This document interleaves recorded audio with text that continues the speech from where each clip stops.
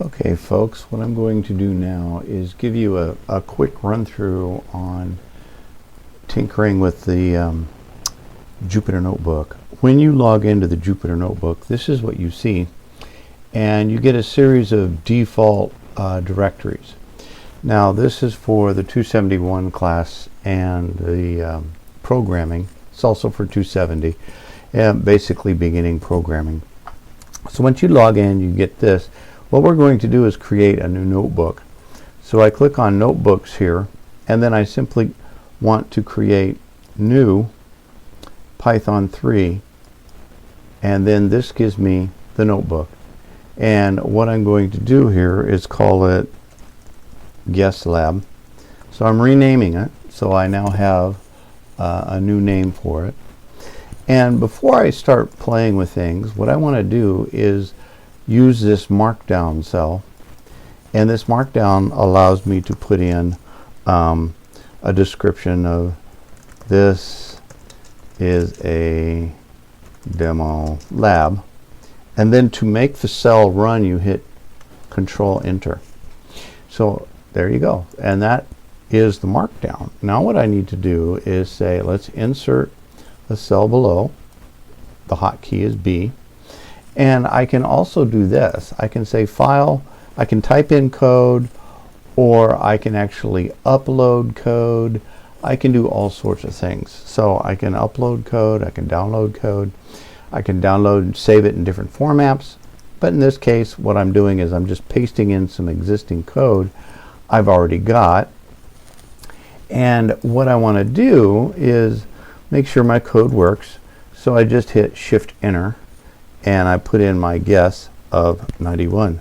Oh look, I figured it out. How'd I do that? Well, I put in a cheat code right here. So let's split this up, and I'm going to put my cursor right there, and then I can say edit, and then I can say split cell. Notice it's Control Shift minus. So I can do a Control Shift minus there, and do a Control Shift minus here. So now what I've got is I've got code that I've split between these cells. Now let's do something. Let's go through and do kernel and restart clear output. Okay, so what this is doing is it's restarting everything. Nothing is initialized. Notice there's no number. So if I go down here and I hit Shift Enter to run on just this cell, I get an error. It says guess is not defined. Well, that's right. See the number 1?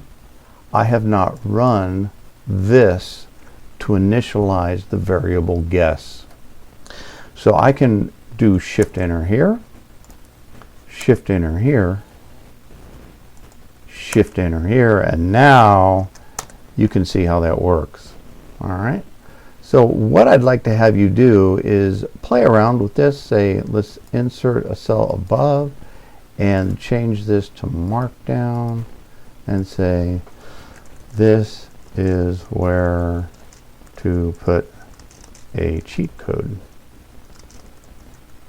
and then I'll just use 4 of these, which makes it a little smaller, and I can remove this one, and now I can save it, and I have my whole thing saved, and I can also run it from the top, and I can actually run each cell, and notice how it's changing. 6, 7, Shift Enter, Shift Enter, and I'll put in 72, and you can see that it works. Now that I've got this run, what I want to do is download it.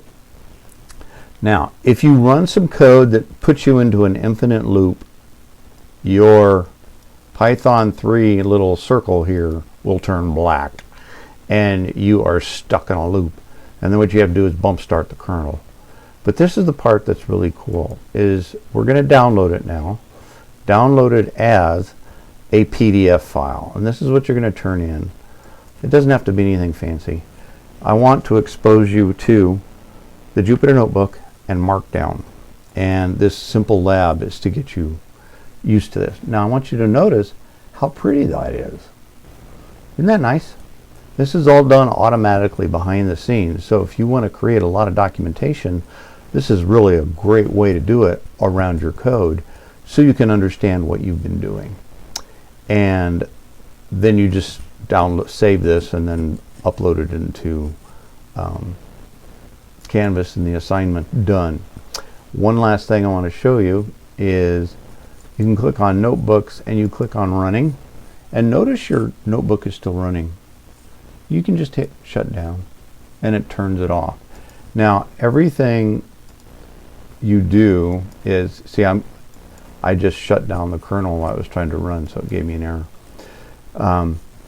But don't worry about closing off your turning off your terminals, because what happens is the machine will automatically purge idle ones. The other thing I want to show you real briefly is you can also edit a text file, create a folder, and then open a terminal. This terminal window is handy to know, and so you can actually do Linux commands here. So if you want to get a start into Linux, here you go. And you just type in exit, it logs it out, it stops the terminal, and you're ready to log out.